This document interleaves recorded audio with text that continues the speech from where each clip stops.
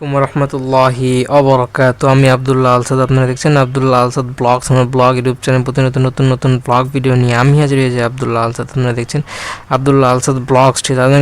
আজও একটা blog video নিয়ে আমি হাজির গেছি আব্দুল্লাহ আলসাদ। আপনারা দেখছেন আব্দুল্লাহ আলসাদ ব্লগস। কথা না বাড়ি মূল টপিকে, মূল ব্লগে জাম করবো। চলুন শুরু করা যাক আজকের ব্লগ। আজকের ব্লগ হচ্ছে কবুতর নিয়ে কন্টেন্ট হবে। কবুতর খাঁচার ভিতরে রোমান্টিক, আর হচ্ছে কবুতরের যে খাঁচার এনভায়রনমেন্ট, সেগুলো কবুতর ব্যবসা নিয়ে আপনাদের মাঝে এই জায়গায় কন্টেন্টতে মানে ডেডিকেটেড কথাবার্তা বলবো। রোমান্টিক সেক্স সবই করা হচ্ছে, আপনারা স্ক্রিনে দেখতে পারতেছেন। বলতে হওয়ার কারণ না হচ্ছে কি, পাশে ফ্যামিলি মেম্বার আছে, ইজিলি কথাগুলো আগের মতো ভাবে ফ্লুয়েন্টলি বলা যেতেছে না। আরেকটা যে ব্যাপার আছে, সে ব্যাপার হচ্ছে পাশের বাসার থেকে প্রচুর নয়েজ আসতে পারে। একটা দুটা বাচ্চা আছে, পিচ্চি বাচ্চা, তারা বারান্দায় এসে হচ্ছে অফুরন্ত কথাবার্তা বলে, চিল্লাচিল্লি করে, দুষ্টামানজামি করে। বাসায় হচ্ছে মা শুয়ে থাকে বা হচ্ছে রেস্টে থাকে, চাকরি করে বন্ধ পালে তখন রেস্ট করে। বাচ্চাগুলো বা তখন মা ডিস্টার্ব লাগে, বললে কি বারান্দায় যাও, ওখানে এসো না। পরে যখন ডাকে তখন আসে। এই যে তখন ওই বাসা তো কাটায় উঠছি, কষ্টও করছি মোটামুটি কম না। মানে আগে হলো আম্মু বাইরে চলে গেলে ওই যে কেচি কেটে তালা, তো তখন ছোটো আসছিলাম, অন্য অন্য মেম্বারগুলো বড় আসছিল, তো সবার কাছে চাবি অ্যাভেলেবেল থাকতো। ছোটো আসছিলাম, নাকি যে যাইতাম দৌড়াদৌড়ি করতাম, চাবি চুবি হারা আসতাম। চাবি নিজেরটা গেলে পরে ফ্যামিলি মেম্বার যারা থাকতো তারা তাদের চাবি নিয়ে কন্টিনিউ করতো, কিন্তু দিতে চাইতো না, রাস্তায় যারা থাকা লাগতো। পরে আবার একটা জিনিস হইতে পারে, আম্মু হচ্ছে বাইরে বাইরে এক এক জায়গায় দৌড়াদৌড়ি করতো বিয়ে করার জন্য। এখন ওই জায়গায় হচ্ছে আম্মু মাঝে মধ্যে গেট তালা রেখে মায়েরা চলে যেত, প্রায় সব ওই জায়গায় চাবির জন্য দাঁড়ায় থাকা লাগতো। ওই দিনগুলো পার করে আসছি। সব দিনগুলো যে ভালো যাবে তা না, মানুষের জীবনে খারাপ ভালো সব দিনই আসে। আর নতুন দিন আসতেছে, এখন একই কন্টেন্ট 6বার দেখবেন, কিছু করার নেই। মনে পড়ছে, কারণ দেখেন একটা ইয়া থেকে আমি ক্লিয়ার হইলাম, আরেকটা দূর হয়ে গেছে, ওইটার থেকে ক্লিয়ার হওয়ার জন্য আমার কন্টেন্ট আসছে। এখন আমার সে জায়গায় সর্বোচ্চ অনেক কম কন্টেন্ট থাকতো। এই কয়েকটা জিনিস যদি আবার যুক্ত না হতো তাহলে কন্টেন্ট অনেক সীমিত থাকতো। এটা পুরাই নিজের করে নিছি, এটা আর কাউরে দেওয়া মনে লাগবে না আশা করি। তো এখন আরেকটা ফোন যদি আসে, চেষ্টা করবো কয়েকটা নেওয়ার, তখন একটা জিনিস ট্রাই করবো যে হইতেছে এটা একটা আমার যে স্যামসাংয়ের যে একটা আইডিয়া আছে, এটা আমার না, যখন চুরি নিয়ে গেছিলো তখন এটা আবার চোরা একজনের কাছে, নিজের খালতো ভাই বা আরেকজনের কাছে জিনিসটা বিক্রি করে দেয়। ফোনটা জিনিস বলতে ফোনটা যখন বিক্রি করে দেয়, তখন সে মনে হয় একটু ভালো অনেক কিছু জানা থাকতে পারে, জানি না, মানে চোর জানতে পারে, আমি শিওর। আমি কাউকে আলাদা পার্থক্য করবো না। সেই জায়গায় গান নামায়, নিজেদের ছবি তুলে, অনেক ভিডিও ইউজ করে, অনেক অ্যাপ্লিকেশন নামায়।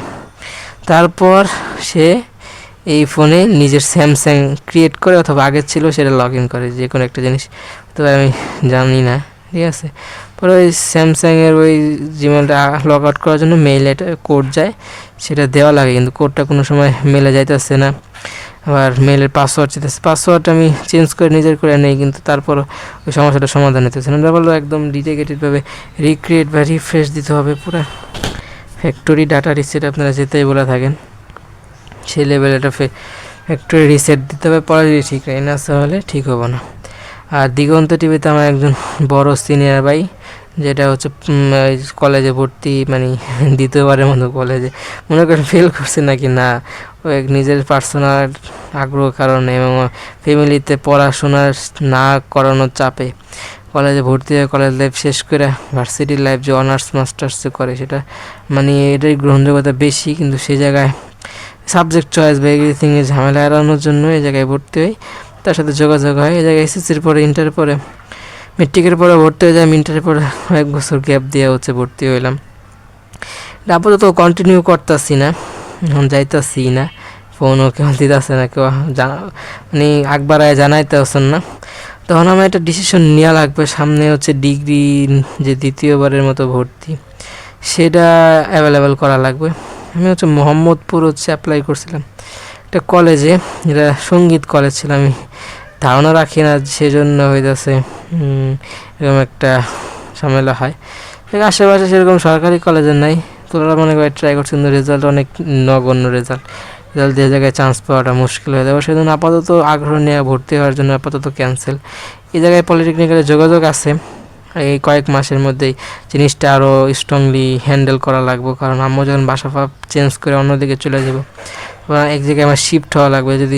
যদি কারো বাসার ভিতরে হইতে পারে, নইলে হইতেছে কারো আত্মীয়র বাসায়, নইলে কোনো হোস্টেলে যদি যাই, হোস্টেল না আপাতত হইতেছে আমি মেসেঞ্জার আনইনস্টল করে দেবো, কারণ যে ইয়াতে আমি ফোন ইউজ করি, এটা মেসেঞ্জার হইতেছে নিতে পারে না বলতে কি, যে শেয়ার করুন ফাইলগুলা, নেট কানেকশন আবার একবারে যায় একবার আসে, নিতে পারে না। জন্য কষ্ট করে যদি কেউ অনেকগুলো ফুটেজ পাঠায়, ওগুলো আবার শেয়ার করাটা প্যারাদায়ক হইব। এই ফোনে যদি আমার দিয়ে থাকার সম্ভাবনা নাই। এই কয়েকদিনের মধ্যে আমি চেষ্টা করুম কারো কাছ থেকে নেওয়ার, অনেক জোরাজোরি করে হোক, বইলা হোক, যেমনি হোক, নেওয়ার ট্রাইয়ের মাধ্যমে যদি পাওয়া সম্ভব হয় তাহলে এটা ইজি হয়ে যাব। আর যদি না হয় তাহলে রাখা দেবো, দেখি আপনার কোন ধরনের দিন আসে, আশা করি ভালো দিনই আসবো। তারপরে বাসায় তো সবাই মিলে একসাথে থাকা পসিবল হবে না, আম্মু ডিসিশন নেবে যে এটা কি চেঞ্জ করবে না কি হচ্ছে, এটাই থাকবে। হাতে আছে একটা মাস, একটা মাস, আর এদিকে হচ্ছে প্রায় 15 দিন। এদিনের মধ্যে আমার জিনিসগুলো গুছাইতে হবে, আর আমি কই যাব, তার কেউ জায়গায় নিবে, গ্রহণ করবে নাকি এদিকে গ্রহণ করতে হবে। একটা হোস্টেলে নাকি নিজের মানে ওই জায়গায় জয়েন হব। আমাদের হচ্ছে একটা হইলে ভালো হয়, কি বলে জামার ট্রাঙ্ক, মানে জিনিসপত্র, তো দামি জিনিসপত্রগুলো সব নেবো না, কিছু ফালারি তো দিছি, আর কিছু হালকা পাতলা জিনিস সেগুলো লাগবে, এটা লাগবে, ওগুলো কিছু হালকা পাতলা লাগবে, ছোটো মোটো জিনিস। ট্রাঙ্ক একটা হইলেও হয়, আবার 2টা হইলেও ভালো হয়, দেখি ওই সময় যখন যেই সমস্যা হবে সে সমাধান করে পানি আনতে যেতে হইব। টপিক হচ্ছে একটাই, টপিক নিয়ে ডেডিকেটেড কন্টেন্ট মানুষ আপনাদেরকে বিরক্ত বাদ করা লাগবে, অন্য টপিক আলোচনা করা সম্ভব না। আর রোমান্টিক দেখাচ্ছেন 2জন কবুতর থেকে, আমাদের কিন্তু প্রাণী থেকেই ফার্স্ট যে সেক্স সেটা কিন্তু আমরা শিখি, রোমান্টিক হওয়া বা সেক্স যে বিষয়টা, এটা কিন্তু কবুতর থেকে আমরা এক ধাপ আঁকাই বা শিখি, যেটাই বলতে সিনিয়র বড় ভাই দিগন্ত টিভিতে সে নিজের ক্যারিয়ার দাঁড় করাতে চাইতেছে, বা দিগন্ত টিভিতে সে রিপোর্টার হিসেবে, আমি শিওর জানি না, হালকা পাতলা যতটুকু শুনলাম সেভাবে আপনাদেরকে ক্লিয়ার করে ধারণা দিতেছি। টিভি চ্যানেলগুলোতে আসলে অনেক সুযোগ সুবিধা পাওয়া যায়, অনেক স্যালারি পাওয়া যায়, এখন কিছু দিক নির্দেশনা থাকে গাইডলাইন হিসেবে, আমি দীর্ঘস্থায়ীভাবে কাজ করতে পারবেন ইজিলি। এডিটিংয়ের দায়িত্ব আপনারা দিবই না, রিপোর্টার বা সংবাদ কালেক্ট করেন তো অনেক সহজ হয়। এডিটিংয়ের দায়িত্ব তো অনেকজনের আছে, সবাই এডিটিং হইতেছে। আমি একটা দেখলাম কিছু মানুষ একটা কোর্স করতেছে, মনে করেন এত জনসংখ্যা, সবাই এডিটর হইতে চায়। ফেসবুকে সেই গ্রুপ আছে বানাইছে, এই গ্রুপের সবাই তাদের নিজেদের কাজ সাবমিট করে, দেখতেছে কত মানুষ যে তার এই এডিটিং কোর্সটা ক্রয় করে বা গ্রহণ করে, সে নিয়মিত শিখে আবার সাবমিট করে, সে আবার দেখে এডিটিংয়ের বাংলাদেশ, ঠিক আছে, সামনে প্রচুর এডিটার চলে আসবো। এই সংবাদ এডিট করা কিন্তু আহামরি না, হালকা পাতলা এডিটিং হয়, তো অ্যাভেলেবেল থাকে। ওটা আপনার যদি আগ্রহ থাকে তাহলে করতে পারেন, ওটা শেখার জন্য বেশি জানা দরকার পড়ে না। কন্টেন্ট ক্রিয়েশন, যে রিপোর্টার বা প্রেজেন্টেশন, এগুলো যদি আপনি না জানেন তাহলে এটা আপনি করতে পারবেন না। সেজন্য এই জিনিসটারই অনেক বড় ক্রেজ প্রয়োজন পড়ে, সেজন্য তাদের অনেকে ইনভাইট করে, বা ভাই দিগন্ত টিভিতে যেভাবে ঢুকলো, কীভাবে ঢোকা লাগে, ধাপগুলো যদি আপনি মানে করার আগ্রহ থাকে বা আমার কাছ থেকে যদি শিখতে চান, তাই নিজে কমেন্ট করবেন। পরবর্তীতে সেই দিগন্ত টিভিতে কীভাবে অ্যাপ্লিকেশন করে, কীভাবে আপনাকে গ্রহণ করবো রিপোর্টার হিসাবে, প্রেজেন্টেশন হিসাবে, তাই পরবর্তী ব্লগগুলোতে এগুলো আপনাদেরকে ক্লিয়ার করে দেওয়ার ট্রাই করবো।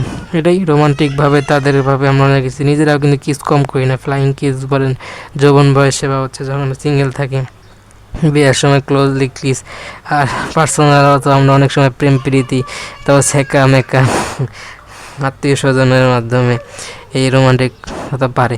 কিন্তু যে সময় আপনারা করবেন সে সময় ফিলটা পাবেন, কিন্তু এটা হইতেছে পরবর্তী দীর্ঘ হয় না, এরকমই। এটা সাময়িক একটা প্রশান্তি দেয়, শান্তি দেয়, দীর্ঘস্থায়ী নয়। এটা আপনাকে গুনার দিকে কেউ ধাবিত হবেন না।